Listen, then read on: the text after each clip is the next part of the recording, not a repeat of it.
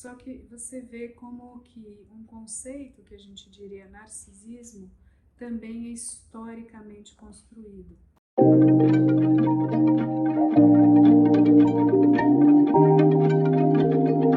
Então, o narcisismo masculino.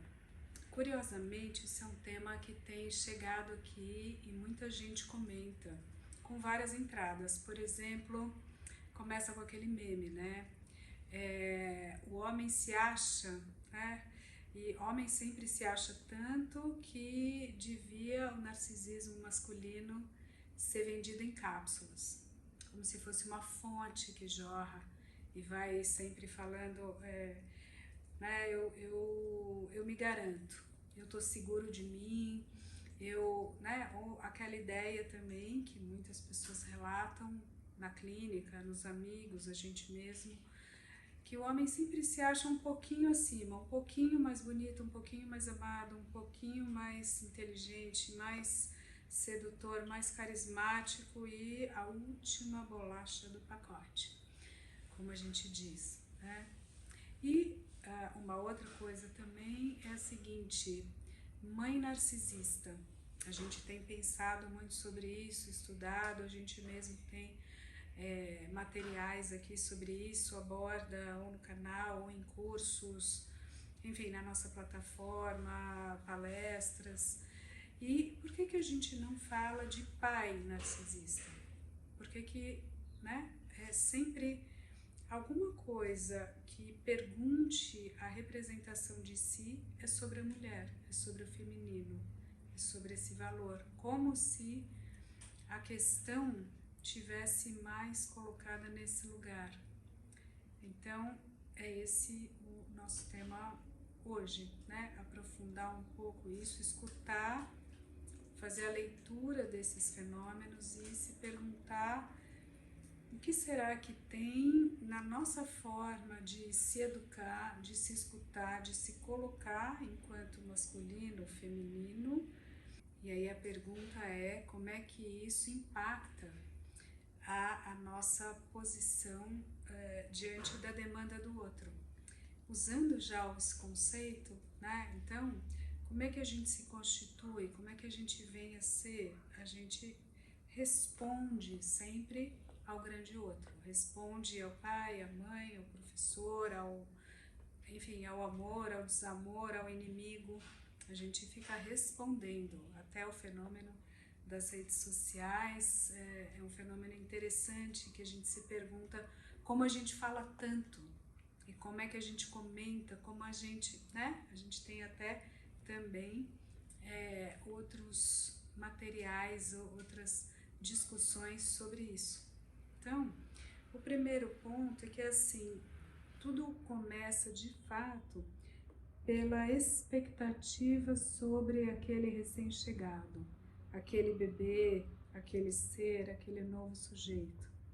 E muitas vezes a tradição, ainda carregando laivos patriarcais, como a gente chama hoje, valorava o filho e o homem, e o herdeiro, e o primogênito, e dar ao rei o seu filho homem, aquele que vai transmitir o nome, o legado, o reinado.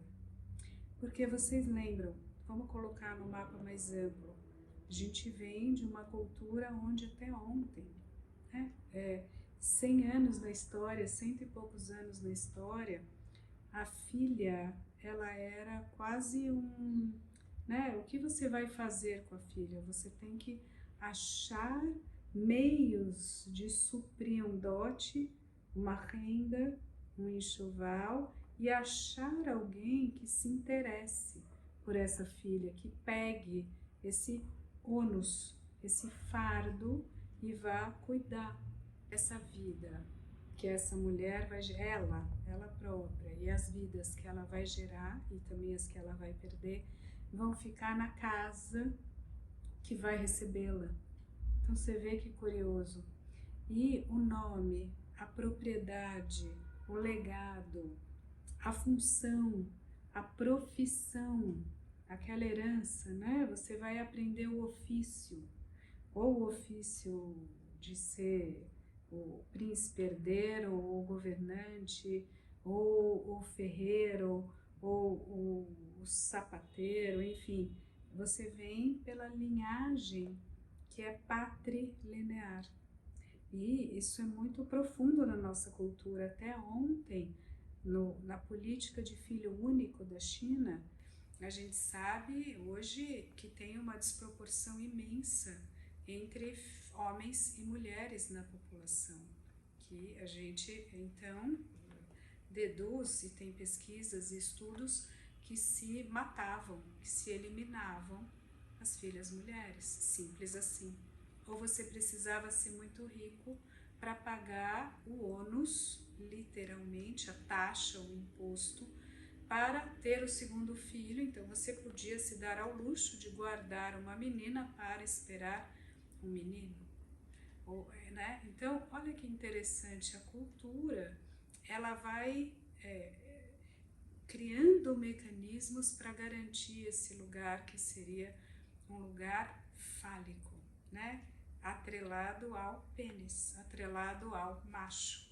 Aí é uma das maneiras com que historicamente a gente gruda essas duas coisas, né? Sendo que falam conceito simbólico, abstrato e muitas vezes imaginário também, em que a gente sobrepõe o objeto qualquer, o ser qualquer, um bebê, com essa aura fálica e diz, bom, ele vai me trazer um futuro, ele vai me trazer alguma coisa que é relevante aqui na economia simbólica e material da minha aldeia, da minha tribo, da minha polis, da minha linhagem. Então, a partir daí a gente tem uma metonímia, a gente valora.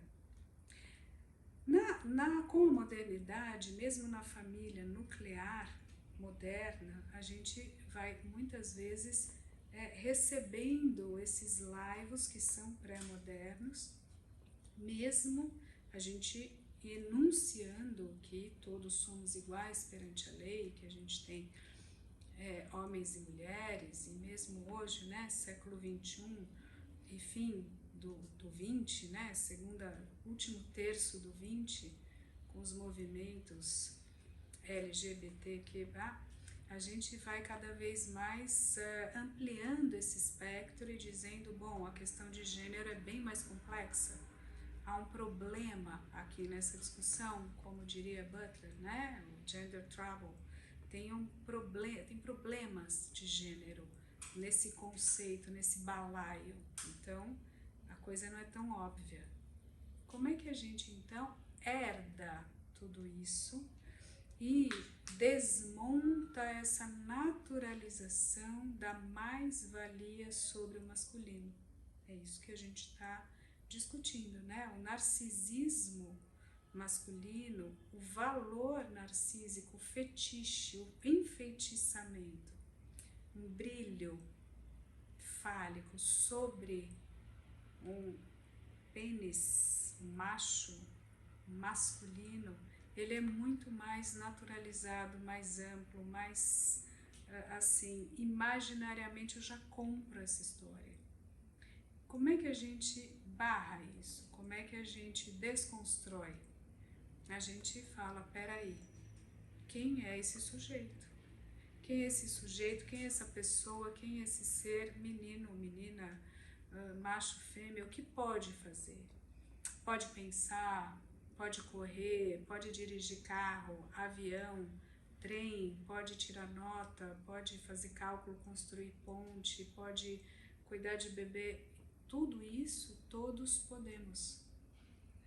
Só que você vê como que um conceito que a gente diria narcisismo também é historicamente construído. O nosso vídeo é sobre isso. O nosso vídeo está dizendo isso. Última, né? Então, segunda parte aqui da nossa conversa é essa, a desmontagem desse longo processo histórico que é milenar. A terceira parte é como é que isso se verifica na nossa clínica, como é que isso se revela. E aí, curiosamente, o que o 21 ou o contemporâneo mostra? Que muitas vezes essa hipertrofia do masculino e feminino é justamente uma defesa diante daquilo que no fundo se sabe que essa mais-valia, essa hipervalia, esse excesso de valor sobre o masculino, ele é falso. Então, no fundo, você está conectado com aquela síndrome do impostor. Aí você fala, nossa, mas eu, só por ser homem, tenho mais privilégios diante das minhas irmãs, diante das minhas sócias, diante dos meus colegas, diante de todo mundo? Será que eu valho tudo isso ou será que isso é uma farsa? Será que eu sou fake? Será que no fundo não valho tanto assim? E aí a gente tem toda a crise da masculinidade. Curiosamente, o que se revela é que no fundo há uma imensa insegurança, baixa autoestima, dúvida sobre seu próprio valor, sobre seu próprio lugar. Então, é isso que chega na clínica também. Dois movimentos, uma aura, uma carapaça, uma máscara, uma capa de mais-valia. Eu sou macho, sou fodástico, sou incrível, e minha mãe acha isso, a esposa que eu escolhi, e justamente eu escolhi esta por isso, porque ela me acha o máximo, e eu tenho que ficar fazendo força para ser, né, forte, mito, incrível. E quanto mais eu faço essa máscara e essa cena, mais eu estou ocultando e sendo dominado por uma ideia como eu sou fraco, como eu sou frágil, como eu sou covarde, como eu não valho e como tudo isso é fake.